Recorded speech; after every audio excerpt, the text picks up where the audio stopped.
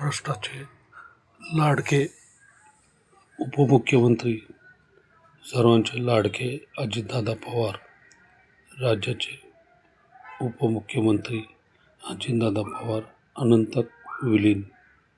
अजितदादा पवार यांच्यावर शासकीय इस्तेमात बारामती या ठिकाणी अंत्यसंस्कार करण्यात आले. यावेळी देशाचे गृहमंत्री अमित शहा, राज्याचे मुख्यमंत्री देवेंद्रजी फडणवीस तसेच मंत्रिमंडळातील अनेक सहकारी, त्याचप्रमाणे राष्ट्रवादी काँग्रेस पक्ष, अजितदादा पवार गटाचे नेते मंडळी तसेच बहुसंख्येने राष्ट्रवादीचे कार्यकर्ते, त्याचप्रमाणे राज्यातून देशातून विविध भागातून अजितदादा यांना शेवटचा सलाम करण्यासाठी, शेवटचा निरोप देण्यासाठी, अजितदादा अनंतात विलीन होण्याआधी अजितदादांना अभिवादन करण्यासाठी राज्यातून देशातून अनेक नेते तसेच अनेक सर्वसामान्य नागरिक बारामती या ठिकाणी उपस्थित होते.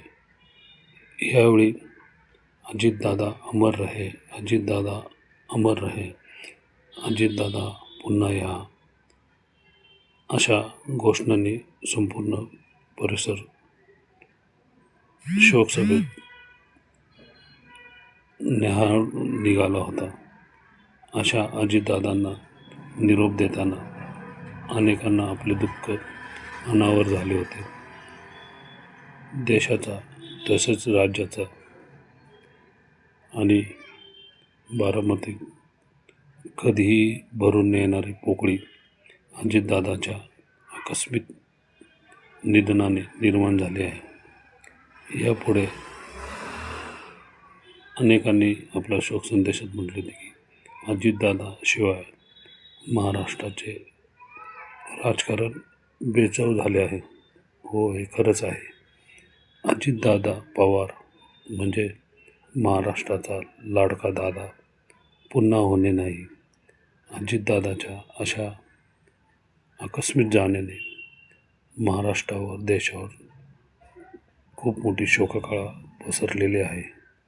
अजितदादांना निरोप देण्यासाठी, अजितदादांना शेवटचा निरोप देण्यासाठी देशाच्या, राज्याच्या विविध भागातून नेते तर आलेच होते, परंतु सर्वसामान्य जनता जी आजवर दादांवर खूप प्रेम करते, अशी जनता कालपासून अजितदादांना निरोप देण्यासाठी या ठिकाणी मोठ्या प्रमाणावर जनसागर आला होता. अजितदादा असा धुरंधर नेता महाराष्ट्रात जन्म घेणे पुन्हा नाही, अशा अजितदादांना साप्ताहिक पुणे परिवाराच्या वतीने व समस्त पुणेकरांच्या वतीने, महाराष्ट्राच्या सर्वसामान्य जनतेच्या वतीने आम्ही भावपूर्ण श्रद्धांजली वाहतो. अजितदादा पुन्हा या, अजितदादा पुन्हा या, अजितदादा अमर रहे, अशा घोषणा या ठिकाणी ऐकाव्यास मिळत होत्या.